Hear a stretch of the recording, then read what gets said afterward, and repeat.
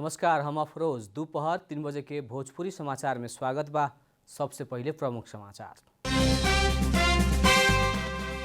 उद्योग मंत्री गजेंद्र बहादुर हमाल देहनी पद से राजीनामा। प्रधानमंत्री शेर बहादुर देउवा द्वारा मंत्री हमाल के राजीनामा स्वीकृत।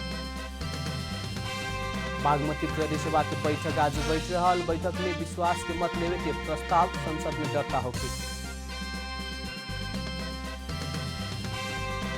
दशैं के चहल पहल शुरू। नवरात्र के चौथा दिन आज कुष्मांडा देवी के पूजा आराधना करके मनावल जा रहा। गंभीर आर्थिक संकट झेल रहा लेबनान में विद्युतीय आपूर्ति भी ठप। ईंधन आपूर्ति करे वाला विदेशी कंपनी के पैसा तिरेला सरकार असफल। मालदीव में जारी साफ चैंपियनशिप फुटबॉल अंतर्गत नेपाल आज भारत विरुद्ध प्रतिस्पर्धा करी।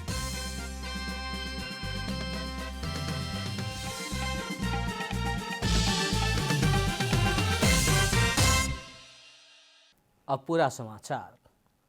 प्रधानमंत्री शेर बहादुर देउवा गण्डकी प्रदेश के साक्षर प्रदेश घोषणा करे खातिर पोखरा पुगल बानी।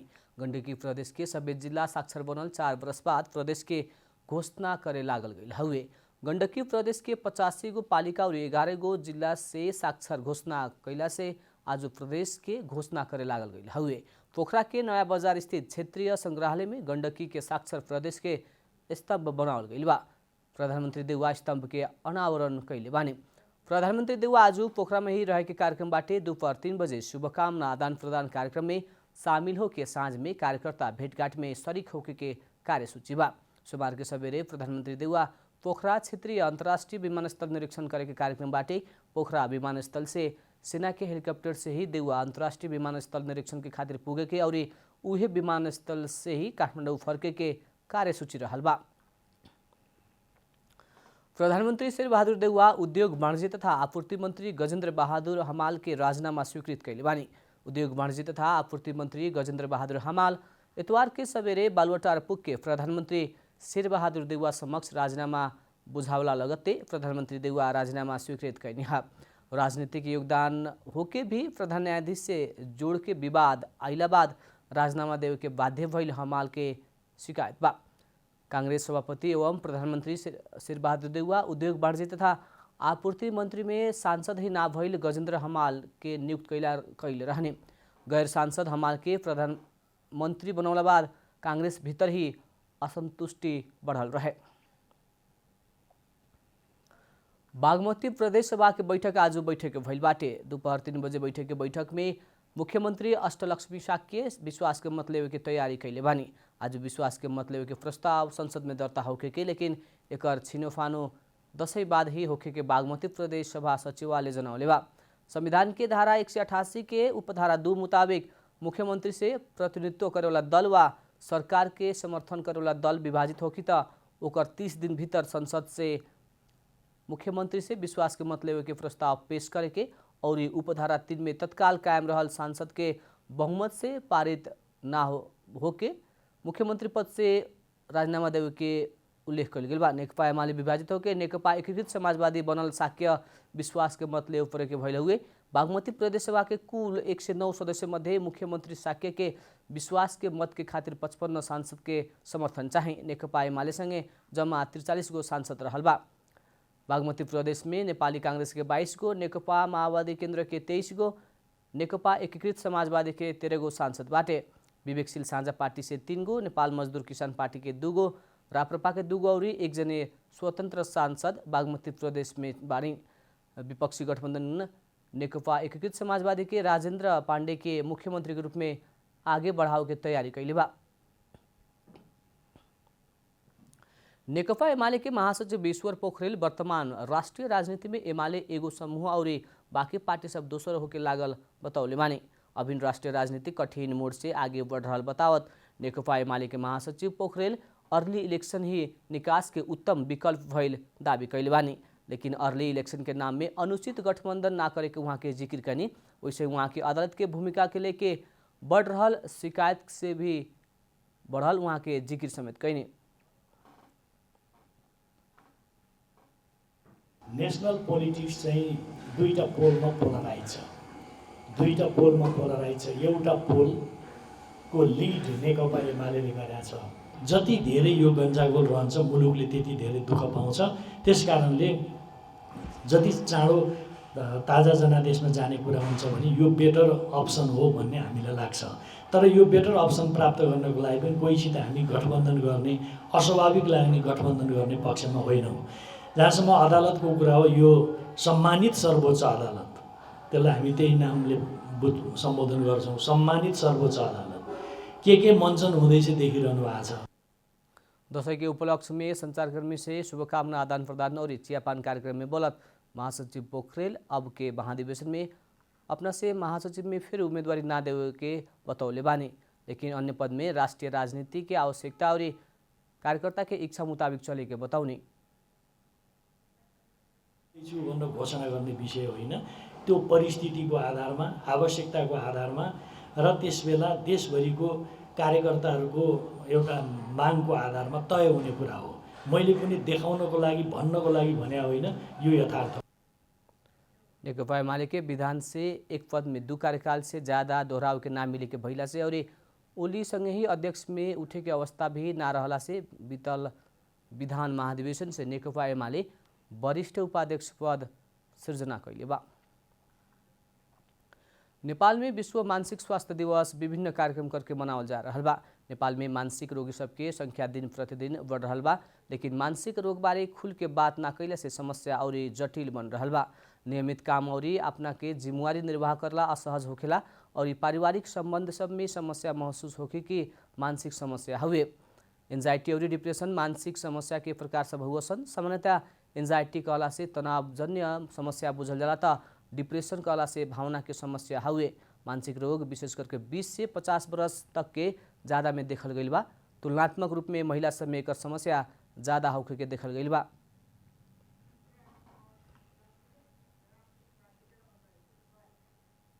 भोजपुरी समाचार में अब छोड़ विश्राम।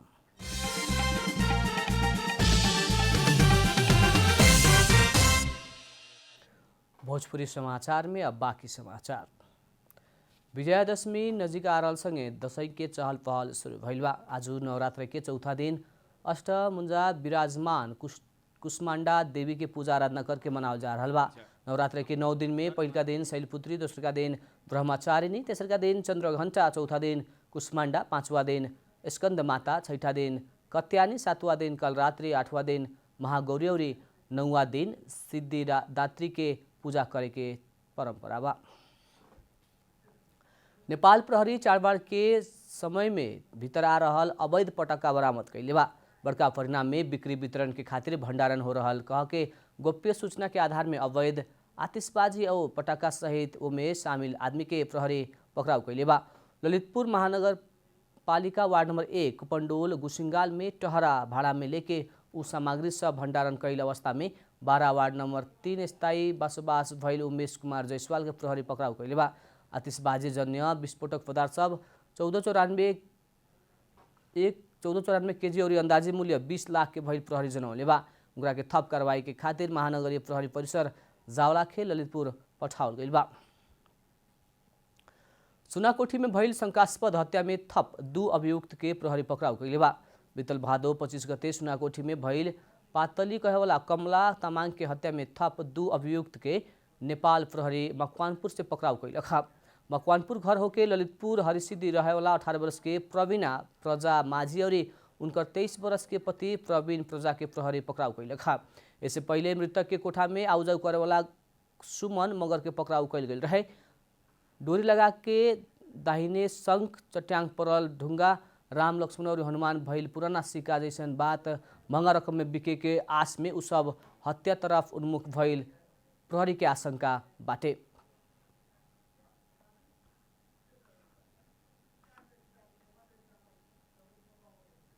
मान्छे झुन्डिएको डोरी अथवा चाहिँ पासो लगाएको खास गरिकन पासो लगाएर जुन मान्छे झुन्डिएको हुन्छ त्यो पासोहरू चाहिँ बहुमूल्य हुन्छ, त्यो चाहिँ करोडौँमा बिक्री हुन्छ भन्ने चाहिँ यिनीहरूले थाहा पाउँछन्। त्यो कसरी प्राप्त गर्ने होला भन्ने खालको कुराहरू यिनको मनमा रहन्छ।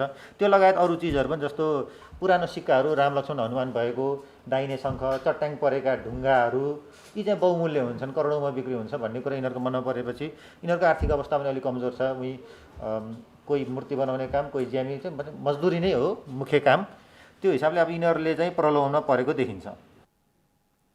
हत्याबाद लेहल गईल गरगहना नकली भइल और हत्या में प्रयोग भइल डोरी के एना में देखला पर ओकर प्रतिबिंब देखला के बाद उ डोरी के नग के कुलो में बगावल प्रहरी जनौले बा। आंदोलनरत भूपू गोरखा सब के मांग सन 2022 के अप्रैल तक में अंत होकर पड़े के बेलायत के खातिर नेपाली राजदूत लोक दर्शन रेग्मी बतौले बानी। लंदन स्थित नेपाली राजदूतावास में नेपाल पत्रकार महासंघ यूके शाखा के नवनिर्वाचित कार्य समिति के स्वागत करे खातिर आयोजित कार्यक्रम में रेग्मी उ जानकारी देने। लंबा समय से रहल भूपू गोरखा के समस्या फिर ना दोहरे देवे खातिर अंतिम रूप देवे खातिर प्रयास कैला पर भी नेपाल सरकार के निर्णय अनुसार अपना सब नेपाल लौटे पड़े के बतावत अब आवेला राजदूत से एकरा के विशेष महत्व देव पड़े के बताउने। राजदूत रेग्मी नेपाल सरकार के 21 सितंबर में बैठल मंत्री परिषद के बैठक के निर्णय मुताबिक यह अक्टूबर 24 में नेपाल लौटे लागल। यहाँ नेपाल लौटला के बाद अप्रत्यक्ष रूप में अपना सब सहयोग कर रहे और भविष्य में आवेला राजदूत के समेत अपना सबसे गोरखा मुद्दा के बारे में अवगत करावे के राजदूत रेग्मी बताउने। अब आर्थिक समाचार के साथ में हुलास भए अरू किन खोज्ने।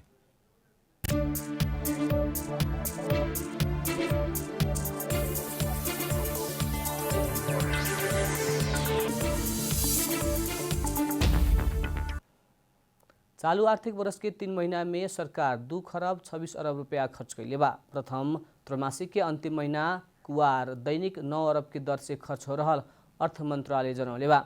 कुवार महीना सरकारी रकम बैंकिंग प्रणाली में 11 लाख से ज़्यादा बेर ट्रांजेक्शन भइल बा। कुवार महीना तलब भत्ता सामाजिक सुरक्षा पेंशन में मात्र 32 अरब भुगतानी देहल गइल बा। सरकार कुवार महीना में मात्र 1 खरब 36 अरब से ज़्यादा रकम खर्च कैले बा। खर्च अधिकांश चालू शीर्षक में भइल बाटे, विकास तरफ उल्लेख्य प्रगति नइखे भइल। चालू वर्ष के 3 महीना में ओराए लगला पर सरकार 1 खरब 82 अरब चालू खर्च कैले बा। वैसे ही पूंजीगत शीर्षक में 11 अरब 64 करोड़ खर्च भइल बाटे। चालू वर्ष में सरकार मासिक 10% के दर से पूंजीगत खर्च करे के भइला पर भी लक्ष्य मुताबिक खर्च होके नहीं के सकल। मंत्री परिषद विस्तार में ढिलाई, बजट प्रतिस्थापन में अलमल आदि के कारण धकेला खर्च की योजना के सरकार अभी तक ले गति देवे नहीं के सकल।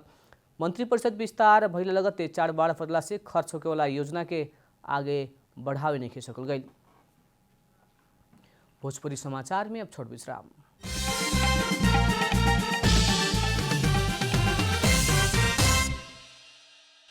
भोजपुरी समाचार में अब अंतर्राष्ट्रीय समाचार।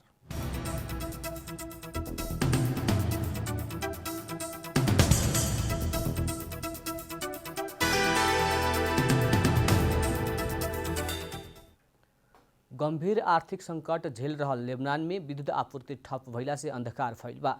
ईंधन अभाव के कारण देश के 2 बड़का ऊर्जा केंद्र सब बंद भइल सरकारी अधिकारी लोग समाचार संस्था रॉयटर्स से बतौले बा।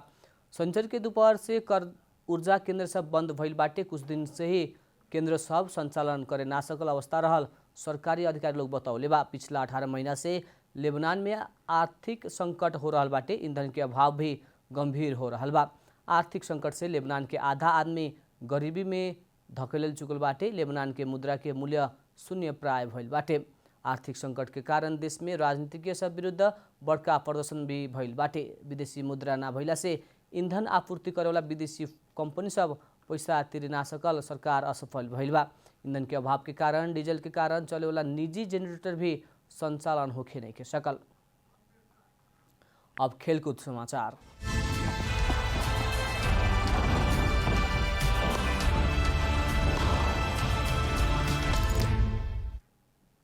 मालदीव्स में जारी साफ चैंपियनशिप फुटबॉल अंतर्गत नेपाल आज भारत विरुद्ध प्रतिस्पर्धा करे वाला बा। माले स्थित राष्ट्रीय रंगशाला में नेपाल मजबूत टीम भारत से प्रतिस्पर्धा करी। नेपाल और भारत बीच के खेल नेपाली समय मुताबिक रात के 9:45 में शुरू होगी। 7 बेर के चैंपियन भारत विरुद्ध मैदान उतरल समय नेपाल के सहज ना होगी, लेकिन शुरुआती 2 खेल में जीत निकालल नेपाल के उच्च आत्मविश्वास के साथ मैदान उतरी। भारत विरुद्ध के खेल नेपाली के खातिर महत्वपूर्ण रहल बाटे। साफ जीते के लक्ष्य सहित मालदीव्स पुगल नेपाल भारत विरुद्ध जीत निकालत फाइनल पुगेके चाही। प्रतियोगिता में नेपाल 2 खेल में 6 अंक जोड़ के शीर्ष स्थान में रहल बाटे। भारत 2 खेल में 2 अंक जोड़ के चौथा स्थान में रहल बा। अंत में प्रमुख समाचार फिर एक बेर। उद्योग मंत्री गजेंद्र बहादुर हमाल देहनी पद से राजीनामा। प्रधानमंत्री शेर बहादुर देउवा द्वारा मंत्री हमाल के राजीनामा स्वीकृत। बागमती प्रदेश सभा की बैठक आज बैठ रहल। बैठक में विश्वास के मत लेवे के प्रस्ताव संसद में दर्ता होगी। दशहरा के चहल पहल शुरू। नवरात्र के चौथा दिन आज कुष्मांडा देवी की पूजा आराधना करके मनावल जा रहा। गंभीर आर्थिक संकट झेल रहा। लेबनान में विद्युत आपूर्ति भी ठप। ईंधन आपूर्ति करे वाला विदेशी कंपनी के पैसा तिरेला सरकार असफल। मालदीव में जारी साफ चैंपियनशिप फुटबॉल अंतर्गत नेपाल आज भारत विरुद्ध प्रतिस्पर्धा करी।